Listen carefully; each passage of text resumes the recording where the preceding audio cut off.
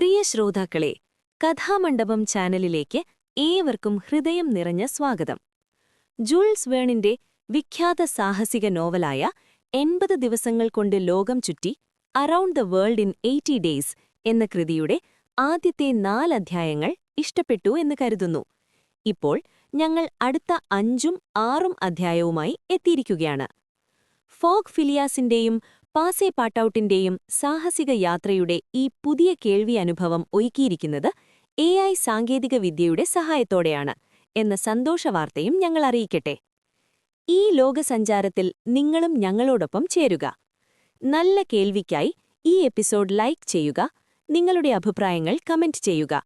കൂടുതൽ കഥകൾ കേൾക്കാൻ ഞങ്ങളുടെ ചാനൽ സബ്സ്ക്രൈബ് ചെയ്യുക. അപ്പോൾ സാഹസിക യാത്ര തുടങ്ങാം.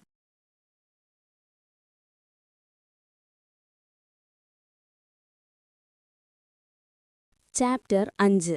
പണക്കാരായ ആളുകൾക്ക് അറിയാത്ത ഒരു പുതിയ തരം പണം ഓഹരി വിപണിയിൽ പ്രത്യക്ഷപ്പെടുന്നു. ഫിലിയാസ് ഫോഗ് ലണ്ടനിൽ നിന്നു പോയത് വെസ്റ്റ് എൻഡിൽ വലിയ ചർച്ചയാകുമെന്ന് ശരിയായി സംശയിച്ചിരുന്നു. പന്തയത്തെക്കുറിച്ചുള്ള വാർത്ത റിഫോം ക്ലബ്ബിൽ പരന്നു. അത് അംഗങ്ങൾക്ക് ആവേശകരമായൊരു സംഭാഷണ വിഷയമായി മാറി. ക്ലബ്ബിൽ നിന്ന് അത് പെട്ടെന്ന് ഇംഗ്ലണ്ടിലെ എല്ലാ പത്രങ്ങളിലും എത്തി.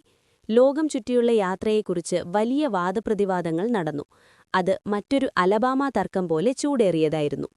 ചിലർ ഫിലിയാസ് ഫോഗിനെ പിന്തുണച്ചു, എന്നാൽ ഭൂരിഭാഗം ആളുകളും തലയാട്ടി അദ്ദേഹത്തിനെതിരെ സംസാരിച്ചു.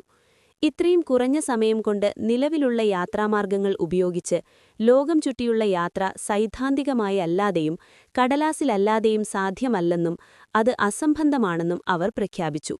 Times, standard, morning post, daily news എന്നീ പത്രങ്ങളും മറ്റ് 20 പ്രമുഖ പത്രങ്ങളും മിസ്റ്റർ ഫോഗിന്റെ പദ്ധതിയെ ഭ്രാന്താണെന്ന് തള്ളിപ്പറഞ്ഞു. ഡെയിലി ടെലഗ്രാഫ് മാത്രം മടിച്ചുമടിച്ച് അദ്ദേഹത്തെ പിന്തുണച്ചു. പൊതുവെ ആളുകൾ അദ്ദേഹത്തെ ഒരു ഭ്രാന്തനായി കരുതി. ഈ പന്തയം വെച്ചയാളുടെ മാനസിക നില തെളിയിക്കുന്ന ഒരു വാതുകെട്ട് അംഗീകരിച്ചതിന് റിഫോം ക്ലബ്ബിലെ അദ്ദേഹത്തിന്റെ സുഹൃത്തുക്കളെ കുറ്റപ്പെടുത്തി. ഈ വിഷയത്തിൽ യുക്തിപരവും അതേസമയം വികാരപരവുമായ ലേഖനങ്ങൾ പ്രത്യക്ഷപ്പെട്ടു. കാരണം ഭൂമിശാസ്ത്രം ഇംഗ്ലീഷുകാരുടെ പ്രിയപ്പെട്ട വിഷയങ്ങളിലൊന്നാണ്. ഫിലിയാസ് ഫോഗിന്റെ സാഹസിക യാത്രയെക്കുറിച്ചുള്ള കോളങ്ങൾ എല്ലാ വിഭാഗം വായനക്കാരും ആകാംക്ഷയോടെ വായിച്ചു. തുടക്കത്തിൽ ചില ധൃതിക്കാരായ ആളുകൾ, പ്രത്യേകിച്ച് സ്ത്രീകൾ, അദ്ദേഹത്തിന്റെ പക്ഷം ചേർന്നു. റിഫോം ക്ലബ്ബിലെ ഒരു ഫോട്ടോയിൽ നിന്ന് പകർത്തിയ അദ്ദേഹത്തിന്റെ ചിത്രം ഇലസ്ട്രേറ്റഡ് ലണ്ടൻ ന്യൂസിൽ വന്നപ്പോൾ ഇത് കൂടുതൽ ജനപ്രിയമായി. ഡെയിലി ടെലഗ്രാഫിലെ ചില വായനക്കാർ ഇങ്ങനെ പറയാൻ പോലും ധൈര്യപ്പെട്ടു: എന്തുകൊണ്ടായിക്കൂടാ, എല്ലാത്തിനുമുപരി ഇതിലും വിചിത്രമായ കാര്യങ്ങൾ സംഭവിച്ചിട്ടുണ്ടല്ലോ. ഒടുവിൽ റോയൽ ജിയോഗ്രാഫിക്കൽ സൊസൈറ്റിയുടെ ബുള്ളറ്റിനിൽ ഒക്ടോബർ 7-ന് ഒരു നീണ്ട ലേഖനം പ്രത്യക്ഷപ്പെട്ടു. അത് ഈ വിഷയത്തെ എല്ലാ കോണുകളിൽ നിന്നും വിലയിരുത്തുകയും ഈ സാഹസിക യാത്രയുടെ തികഞ്ഞ മണ്ടത്തനം തെളിയിക്കുകയും ചെയ്തു. യാത്രക്കാർക്കെല്ലാം എതിരായിരുന്നുവെന്നും മനുഷ്യനും പ്രകൃതിയും ഒരുപോലെ തടസ്സങ്ങൾ സൃഷ്ടിച്ചുവെന്നും അതിൽ പറഞ്ഞു. പുറപ്പെടുന്ന സമയങ്ങളും എത്തിച്ചേരുന്ന സമയങ്ങളും അത്ഭുതകരമായി ഒത്തുപോകേണ്ടത് അദ്ദേഹത്തിന്റെ വിജയത്തിന് അത്യാവശ്യമായിരുന്നു. എന്നാൽ അത് അസാധ്യമായിരുന്നു.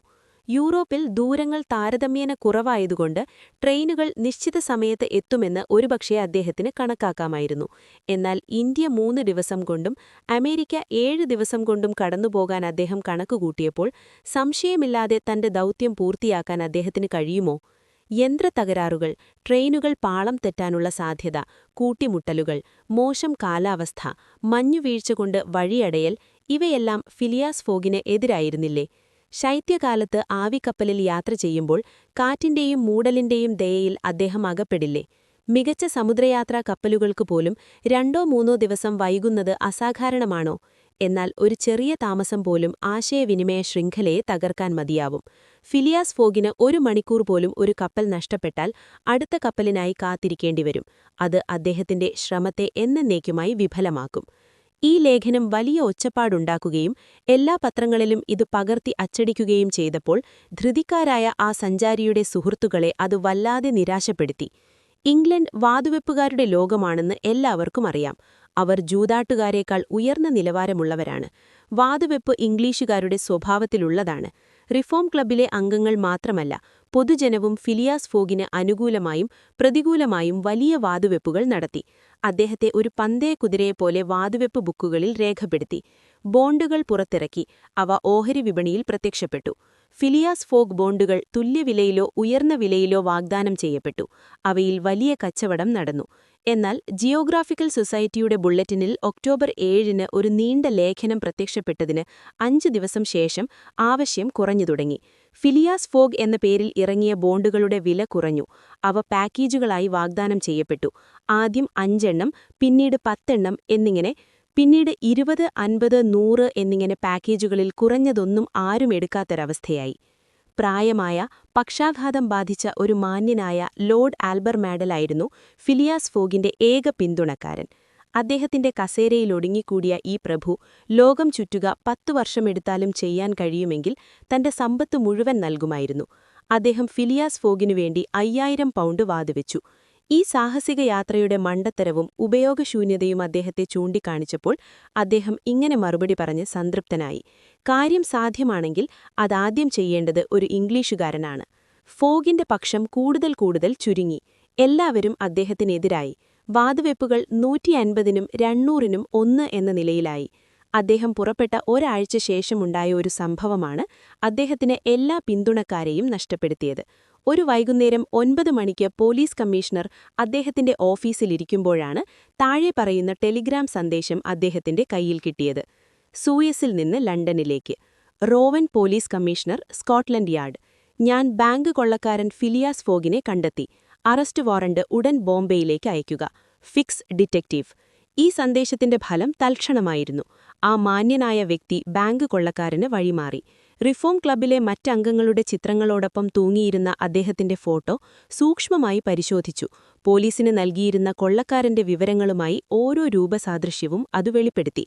ഫിലിയാസ് ഫോഗിന്റെ നിഗൂഢമായ ശീലങ്ങൾ ഓർമ്മപ്പെട്ടു. അദ്ദേഹത്തിന്റെ ഒറ്റപ്പെട്ട ജീവിതരീതികൾ, പെട്ടെന്നുള്ള യാത്ര, ഒരു പന്തയത്തിന്റെ മറവിൽ ലോകം ചുറ്റാനിറങ്ങിയത് ഡിറ്റക്റ്റീവുകളെ കബളിപ്പിക്കാനും അവരദ്ദേഹത്തിന് പിന്നാലെ വരാതിരിക്കാനും വേണ്ടി മാത്രമാണെന്ന് വ്യക്തമായി. അധ്യായം 6. ഡിറ്റക്റ്റീവ് ഫിക്സ് സ്വാഭാവികമായ അക്ഷമ കാണിക്കുന്നു. ഫിലിയാസ് ഫോഗിനെക്കുറിച്ചുള്ള ഈ ടെലഗ്രാഫ് സന്ദേശമയച്ച സാഹചര്യങ്ങൾ താഴെ പറയുന്നവയാണ്. പെനിൻസുലാർ ആൻഡ് ഓറിയന്റൽ കമ്പനിയുടെ മംഗോളിയ എന്ന ആവിക്കപ്പൽ ഇരുമ്പുകൊണ്ട് നിർമ്മിച്ചതും 2800 ടൺ ഭാരവും 500 കുതിരശക്തിയുമുള്ളതുമാണ്. ഒക്ടോബർ 9-ന് ബുധനാഴ്ച രാവിലെ 11 മണിക്ക് സൂയസിലെത്തേണ്ടതായിരുന്നു അത്. മംഗോളിയ ബ്രിൻഡസിക്കും ബോംബെയ്ക്കുമിടയിൽ സൂയസ് കനാൽ വഴി പതിവായി സർവീസ് നടത്തിയിരുന്നു. കമ്പനിയുടെ ഏറ്റവും വേഗതയേറിയ കപ്പലുകളിലൊന്നായിരുന്നു ഇത്.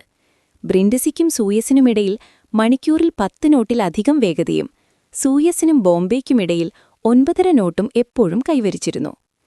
ഒരിക്കൽ ചിതറിക്കിടന്നിരുന്ന ഒരു ഗ്രാമമായിരുന്ന ഈ സ്ഥലം ഇപ്പോൾ ലെസബ്സിന്റെ സംരംഭം കാരണം അതിവേഗം വളരുന്ന ഒരു നഗരമാണ്. അവിടെ തദ്ദേശീയരുടെയും അപരിചിതരുടെയും ജനക്കൂട്ടത്തിനിടയിൽ 2 പേർ തുറമുഖത്ത് അങ്ങോട്ടുമിങ്ങോട്ടും നടക്കുകയായിരുന്നു. ഒരാൾ സൂയസിലെ ബ്രിട്ടീഷ് കോൺസുലായിരുന്നു. ഇംഗ്ലീഷ് ഗവൺമെന്റിന്റെ പ്രവചനങ്ങളും സ്റ്റീഫൻസന്റെ പ്രതികൂല പ്രവചനങ്ങളും ഉണ്ടായിരുന്നിട്ടും തന്റെ ഓഫീസ് ജനലിലൂടെ ദിവസവും ഇംഗ്ലീഷ് കപ്പലുകൾ വലിയ കനാലിലൂടെ അങ്ങോട്ടുമിങ്ങോട്ടും പോകുന്നത് അദ്ദേഹത്തിന് പതിവായിരുന്നു. ഈ കനാൽ വഴി കേപ്പ് ഓഫ് ഗുഡ് ഹോപ്പ് വഴിയുള്ള ഇംഗ്ലണ്ടിൽ നിന്ന് ഇന്ത്യയിലേക്കുള്ള പഴയ ചുറ്റിക്കറങ്ങുന്ന വഴി കുറഞ്ഞത് പകുതിയോളമെങ്കിലും ചുരുങ്ങിയിരുന്നു. മറ്റേയാൾ മെലിഞ്ഞ ശരീരമുള്ള, പരിഭ്രാന്തവും ബുദ്ധിപരവുമായ മുഖവും നിരന്തരം പിടയ്ക്കുന്ന പുരികങ്ങൾക്ക് താഴെ നിന്ന് ഒളിഞ്ഞു നോക്കുന്ന തിളക്കമുള്ള കണ്ണുകളുമുള്ള ഒരു ചെറിയ വ്യക്തിയായിരുന്നു. അയാളിപ്പോൾ വ്യക്തമായ അക്ഷമയുടെ ലക്ഷണങ്ങൾ കാണിക്കുകയായിരുന്നു. പരിഭ്രാന്തനായി അങ്ങോട്ടുമിങ്ങോട്ടും നടക്കുകയും ഒരു നിമിഷം പോലും അനങ്ങാതെ നിൽക്കാൻ കഴിയാതെ വരികയും ചെയ്തു. ഇയാൾ ഫിക്സായിരുന്നു, ബാങ്ക് കൊള്ളക്കാരനെ തേടി ഇംഗ്ലണ്ടിൽ നിന്നയച്ച ഡിറ്റക്റ്റീവുകളിൽ ഒരാൾ. സൂയസിലെത്തുന്ന ഓരോ യാത്രക്കാരനെയും സൂക്ഷ്മമായി നിരീക്ഷിക്കുക, സംശയാസ്പദമായ സ്വഭാവമുള്ളവരെ അല്ലെങ്കിൽ ലണ്ടനിലെ പോലീസ് ആസ്ഥാനത്ത് നിന്ന് 2 ദിവസം മുമ്പ് ലഭിച്ച കുറ്റവാളിയുടെ വിവരണവുമായി സാമ്യമുള്ളവരെ പിന്തുടരുക എന്നതായിരുന്നു അയാളുടെ ചുമതല. വിജയത്തിന്റെ സമ്മാനമായ മികച്ച പ്രതിഫലം ലഭിക്കുമെന്ന പ്രതീക്ഷയിൽ ഡിറ്റക്റ്റീവ് വ്യക്തമായും പ്രചോദിതനായിരുന്നു. കൂടാതെ മംഗോളിയ എന്ന ആവിക്കപ്പലിന്റെ വരവിനായി എളുപ്പത്തിൽ മനസ്സിലാക്കാവുന്ന ഒരുതരം പനിപിടിച്ച അക്ഷമയോടെ കാത്തിരിക്കുകയായിരുന്നു. അപ്പോൾ നിങ്ങൾ പറയുന്നു കോൺസൽ, 20ാം തവണയും അയാൾ ചോദിച്ചു, ഈ കപ്പൽ ഒരിക്കലും വൈകാറില്ലെന്ന്. ഇല്ല മിസ്റ്റർ ഫിക്സ്, കോൺസൽ മറുപടി പറഞ്ഞു. അവൾ ഇന്നലെ പോർട്ട് സെയ്ദിൽ എത്തിച്ചേരുമെന്ന് അറിയിച്ചിരുന്നു. അങ്ങനെയുള്ള ഒരു കപ്പലിന് ബാക്കിയുള്ള ദൂരം ഒരു പ്രശ്നമല്ല. കമ്പനിയുടെ നിയമങ്ങൾ അനുശാസിക്കുന്ന സമയത്തിനു മുൻപേ മംഗോളിയ എത്തിച്ചേർന്നിട്ടുണ്ടെന്നും അധികം വേഗതയ്ക്കുള്ള സമ്മാനം നേടിയിട്ടുണ്ടെന്നും ഞാൻ ആവർത്തിക്കുന്നു. അവൾ ബ്രിൻഡിസിയിൽ നിന്ന് നേരിട്ടാണോ വരുന്നത്? ബ്രിൻഡസിയിൽ നിന്ന് നേരിട്ട്. അവിടെ വെച്ച് അവൾ ഇന്ത്യൻ മെയിലുകൾ എടുക്കും. ശനിയാഴ്ച വൈകുന്നേരം 5 മണിക്ക് അവിടെ നിന്ന് പുറപ്പെട്ടു. ക്ഷമിക്കൂ മിസ്റ്റർ ഫിക്സ്, അവൾ വൈകില്ല. പക്ഷെ സത്യം പറഞ്ഞാൽ നിങ്ങളുടെ കയ്യിലുള്ള വിവരണം വെച്ച് അയാൾ മംഗോളിയയിൽ ഉണ്ടെങ്കിൽ പോലും നിങ്ങൾക്കയാളെ എങ്ങനെ തിരിച്ചറിയാൻ കഴിയുമെന്ന് എനിക്ക് മനസ്സിലാവുന്നില്ല. ഈ ആളുകളുടെ സാന്നിധ്യം ഒരാൾക്ക് അനുഭവപ്പെടുകയാണ് കോൺസൽ, അല്ലാതെ അവരെ തിരിച്ചറിയുകയല്ല.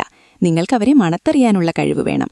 ആ കഴിവ് കേൾവി, കാഴ്ച, മണം എന്നിവയെല്ലാം ചേർന്ന ഒരു 6ാം ഇന്ദ്രിയം പോലെയാണ്. എന്റെ കാലത്ത് ഞാൻ അങ്ങനെയുള്ള ഒന്നിലധികം ആളുകളെ അറസ്റ്റ് ചെയ്തിട്ടുണ്ട്.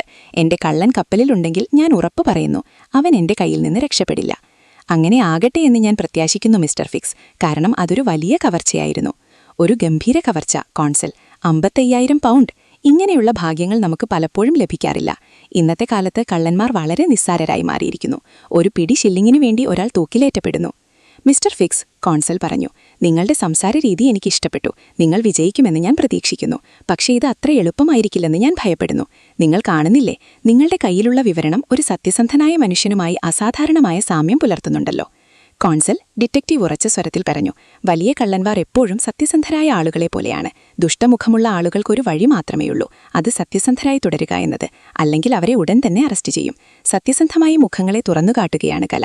അത് എളുപ്പമുള്ള കാര്യമല്ലെന്ന് ഞാൻ സമ്മതിക്കുന്നു, പക്ഷേ അതൊരു യഥാർത്ഥ കലയാണ്. മിസ്റ്റർ ഫിക്സിന് അല്പം അഹങ്കാരമില്ലാതിരുന്നില്ലെന്ന് വ്യക്തം. പതിയെ പതിയെ തുറമുഖത്തെ കാഴ്ചകൾ കൂടുതൽ സജീവമായി. വിവിധ രാജ്യങ്ങളിൽ നിന്നുള്ള നാവികർ, വ്യാപാരികൾ, കപ്പൽ ദല്ലാളന്മാർ, ചുമട്ടുകാർ, ഫെല്ലാഹുകൾ എന്നിവർ കപ്പലുടൻ എത്തുമെന്ന മട്ടിൽ അങ്ങോട്ടുമിങ്ങോട്ടും തിരക്കിട്ട് നടന്നു. കാലാവസ്ഥ തെളിഞ്ഞതും അല്പം തണുപ്പുള്ളതുമായിരുന്നു. നഗരത്തിലെ മിനാരങ്ങൾ സൂര്യന്റെ മങ്ങിയ കിരണങ്ങളിൽ വീടുകൾക്ക് മുകളിൽ ഉയർന്നു നിന്നു. ഏകദേശം 2000 യാർഡ് നീളമുള്ള ഒരു ജെട്ടി കടലിലേക്ക് നീണ്ടുകിടന്നു. ചെങ്കടലിൽ ചിലത് പുരാതന ഗാലികളുടെ മനോഹരമായ രൂപം നിലനിർത്തുന്ന നിരവധി മീൻപിടുത്ത ബോട്ടുകളും തീരദേശ ബോട്ടുകളും കാണാമായിരുന്നു. തിരക്കേറിയ ജനക്കൂട്ടത്തിലൂടെ നടക്കുമ്പോൾ ഫിക്സ് പതിവ് പോലെ കടന്നുപോകുന്നവരെ സൂക്ഷ്മവും വേഗത്തിലുള്ള നോട്ടത്തോടെ നിരീക്ഷിച്ചു. സമയം ഇപ്പോൾ 10:30 കപ്പൽ വരുന്നില്ലല്ലോ. തുറമുഖത്തെ ക്ലോക്കിൽ സമയമടിച്ചപ്പോൾ അയാൾ ആക്രോശിച്ചു. അവൾ ഇപ്പോൾ അധികം ദൂരെയായിരിക്കില്ല. അയാളുടെ കൂട്ടുകാരൻ മറുപടി പറഞ്ഞു. അവൾ എത്ര നേരം സൂയസിൽ നിർത്തും? 4 മണിക്കൂർ. കൽക്കരി നിറയ്ക്കാൻ ആവശ്യമായ സമയം. സൂയസിൽ നിന്ന് ചെങ്കടലിന്റെ മറ്റേ അറ്റത്തുള്ള ഏതനിലേക്ക് 1310 മൈൽ ദൂരമുണ്ട്. അവൾക്ക് പുതിയ കൽക്കരി ശേഖരം എടുക്കേണ്ടതുണ്ട്. സൂയസിൽ നിന്ന് അവൾ നേരിട്ട് ബോംബെയിലേക്ക് പോകുമോ? ഒരിടത്തും നിർത്താതെ. കൊള്ളാം, ഫിക്സ് പറഞ്ഞു. കള്ളൻ കപ്പലിലുണ്ടെങ്കിൽ അവൻ തീർച്ചയായും സൂയസിലിറങ്ങും. ഏഷ്യയിലെ ഡച്ച് അല്ലെങ്കിൽ ഫ്രഞ്ച് കോളനികളിലേക്ക് മറ്റേതെങ്കിലും വഴിയിലൂടെ എത്താൻ. ഇംഗ്ലീഷ് മണ്ണായ ഇന്ത്യയിൽ 1 മണിക്കൂറും സുരക്ഷിതനായിരിക്കില്ലെന്ന് അവൻ അറിയാമായിരിക്കും. അവൻ അസാധാരണമാമിതം സൂത്രശാലിയാണെങ്കിലല്ലാതെ. കോൺസൽ എതിർത്ത് പറഞ്ഞു. ഒരു ഇംഗ്ലീഷ് കുറ്റവാളി നിങ്ങൾക്കറിയാമല്ലോ, മറ്റെവിടെയേക്കാളും ലണ്ടനിൽ കൂടുതൽ നന്നായി ഒളിപ്പിക്കപ്പെടും. ഈ നിരീക്ഷണം ഡിറ്റക്റ്റീവിന് ചിന്തിക്കാൻ വക നൽകി. അതിനിടെ കോൺസൽ തന്റെ ഓഫീസിലേക്ക് പോയി. തനിച്ചായ ഫിക്സ് ഏതത്തെക്കാളും അക്ഷമനായി. കള്ളൻ മംഗോളിയയിലുണ്ടെന്ന് അയാൾക്കൊരു ഉൾവിളി തോന്നി. പുതിയ ലോകത്തെത്താൻ ഉദ്ദേശിച്ച അയാൾ ലണ്ടനിൽ നിന്ന് പുറപ്പെട്ടിട്ടുണ്ടെങ്കിൽ അറ്റ്ലാന്റിക് വഴിയിലുള്ളതിനേക്കാൾ നിരീക്ഷണം കുറഞ്ഞതും നിരീക്ഷിക്കാൻ പ്രയാസവുമുള്ളതുമായ ഇന്ത്യ വഴിയുള്ള വഴി അയാൾ സ്വാഭാവികമായും തിരഞ്ഞെടുക്കും. എന്നാൽ ഫിക്സിന്റെ ചിന്തകൾ പെട്ടെന്ന് മുറിഞ്ഞുപോയി. മംഗോളിയയുടെ വരവ് അറിയിച്ചുകൊണ്ട് തുടർച്ചയായ മൂർച്ചയുള്ള ചൂളമടികൾ കേട്ടു. ചുമട്ടുകാരും ഫെല്ലാഹുകളും തുറമുഖത്ത് പഞ്ഞനങ്ങി. കപ്പലിനെ സ്വീകരിക്കാൻ 1 ഡസൻ ബോട്ടുകൾ തീരത്ത് നിന്ന് പുറപ്പെട്ടു. താമസിയാതെ അവളുടെ കൂറ്റൻ കപ്പൽ ഭാഗം കരകൾക്കിടയിലൂടെ കടന്നുപോകുന്നത് കണ്ടു. 11 മണിക്ക് അവൾ തുറമുഖത്ത് നങ്കൂരമിട്ടു. അവൾ അസാധാരണമായ എണ്ണം യാത്രക്കാരെ കൊണ്ടുവന്നു. അവരിൽ ചിലർ നഗരത്തിന്റെ മനോഹരമായ കാഴ്ചകൾ കാണാൻ ഡെക്കിൽ തുടർന്നു. അതേസമയം ഭൂരിഭാഗവും ബോട്ടുകളിൽ ഇറങ്ങി തുറമുഖത്തെത്തിച്ചേർന്നു. ഫിക്സ് ഒരു സ്ഥാനമുറപ്പിച്ചു. പ്രത്യക്ഷപ്പെട്ട ഓരോ മുഖവും രൂപവും സൂക്ഷ്മമായി പരിശോധിച്ചു. അല്പസമയത്തിനകം യാത്രക്കാരിൽ ഒരാൾ ചുമട്ടുകാരുടെ തിരക്കേറിയ ജനക്കൂട്ടത്തിലൂടെ ശക്തമായി തള്ളി നീക്കി.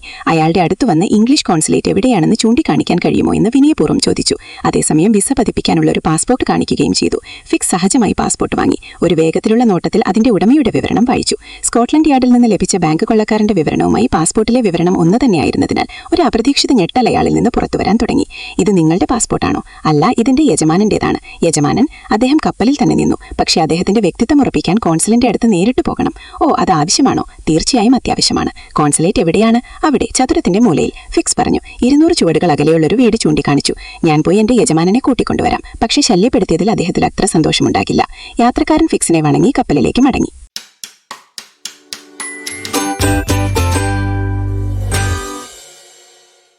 അടുത്ത ചാപ്റ്ററിനായി ഇപ്പോൾ തന്നെ ഞങ്ങളുടെ ചാനൽ സബ്സ്ക്രൈബ് ചെയ്യുക. കൂടെ ബെൽ ഐക്കൺ കൂടി ക്ലിക്ക് ചെയ്യുക. നന്ദി.